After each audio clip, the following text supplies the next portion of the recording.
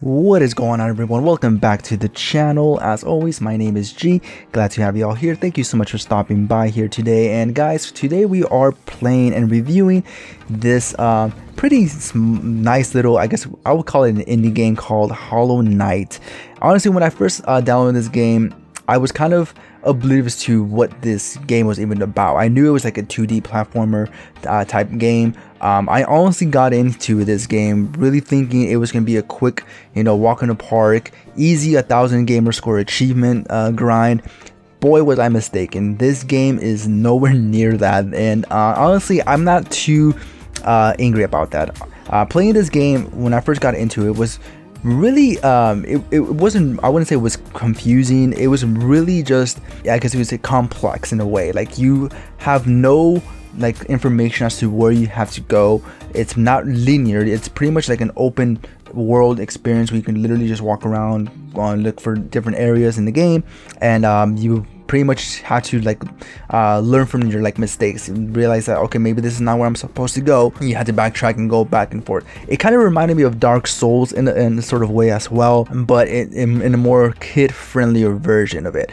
So don't let the whole title of the game fool you, or the rating of the game fool you. This game is not, for the faint of heart. This game is not going to be something that an average or casual player is going to want to pick up thinking they're going to just complete it and 100% it like nothing. Looking through some of the achievements, I did notice that there were 2 achievements on here that were already kind of 2 red flags that kind of made me feel, okay, maybe I'm not going to be able to 100% this game.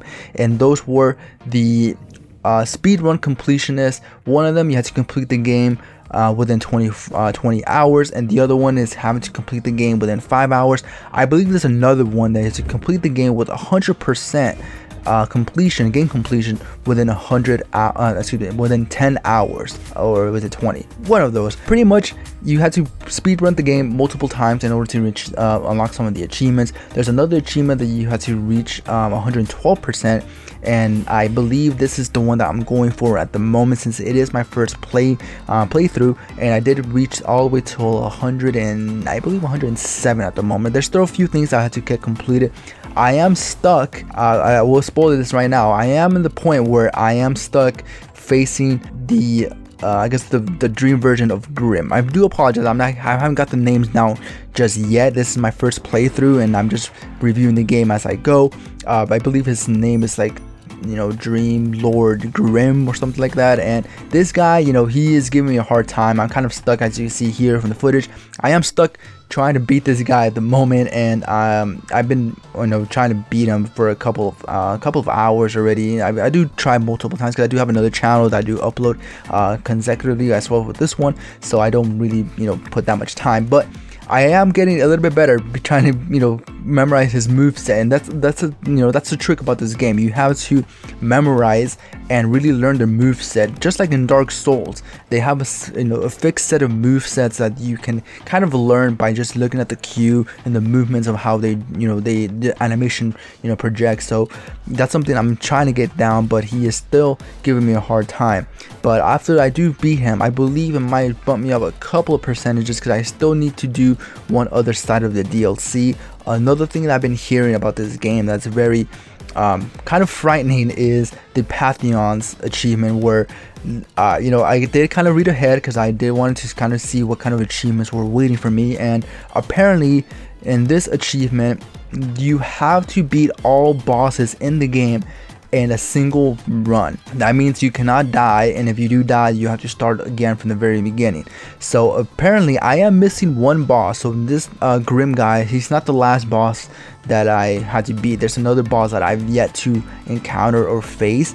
I believe there's another boss I'm still missing, and I kind of spoiled it for myself, so that's unfortunate. But in nature of what I'm doing here, trying to grind the achievements, I kind of have to get a kind of an insight of what is to come. And apparently I'm missing a couple of bosses who are, some saying, are more harder to beat than Grim, so that already in itself is pretty scary. So yeah, so I'm definitely not looking forward to completing that whole Pantheons challenge thing. There's one section, I believe, was called the what was it called, the road of pain or something like that, where you had to jump over a lot of seesaws to kind of get the last mask shard. That one was very annoying. Like I was probably stuck in there for like maybe 2 hours, and I was kind of expecting a boss fight. Maybe I missed it, I don't know. I just really was just really happy to get out of there once I got the mask shard. And then there was like an exit thing where it kind of put me back to the little world with the hollow knight was just laying there, and I thought that was it. But the body is still glowing, you know, when you use the little sword, pretty much connected to the dream world. So I'm assuming I'm still missing the boss fight there. That might also bump up my percentage up. The point is, man, I feel like I'm missing the last bit of percentages, and they're gonna probably be the hardest things to accomplish in the game. So I'm not sure how much longer I need to complete the 112 list. I am reading an article basically having listed everything that I have to get done in order to achieve this this milestone, and I'm pretty much almost done with it. Like my whole journal entries is completely done. I believe I beat all the bosses already from the base game. It's just the DLC type stuff that I'm still missing. I completed all the charms. So pretty much everything. I got all the maps and all the side quests and all that. I feel like I already completed. So it's just those minor last bosses, which I think are the most difficult ones, that I'm still gonna need in order to get the 112% completion. So honestly, man, this game is definitely taking longer than I kind of would have liked it to. So I definitely wanted to get the 112% completion achievement.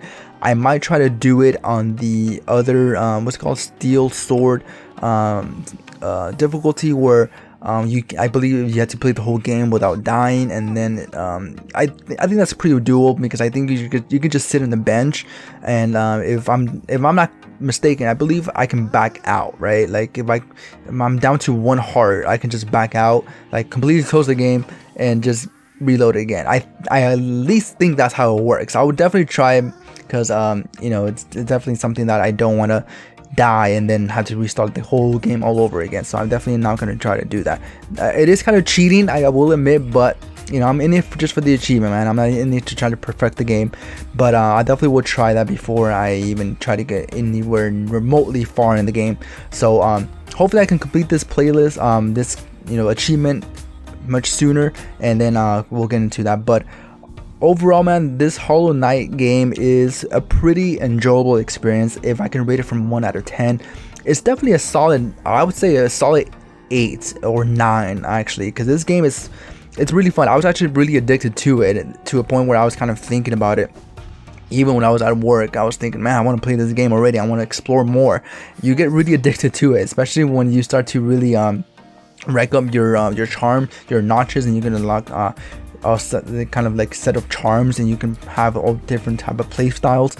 It's very addicting. It kind of reminds me of Dark Souls. And I've actually put a post on my Instagram that I actually haven't got so hooked into a game like this since like BioShock. When I played BioShock, man, I was addicted to that game like crazy. So definitely a nice little grab if you guys have the Xbox Game Pass, or I believe they might actually have it.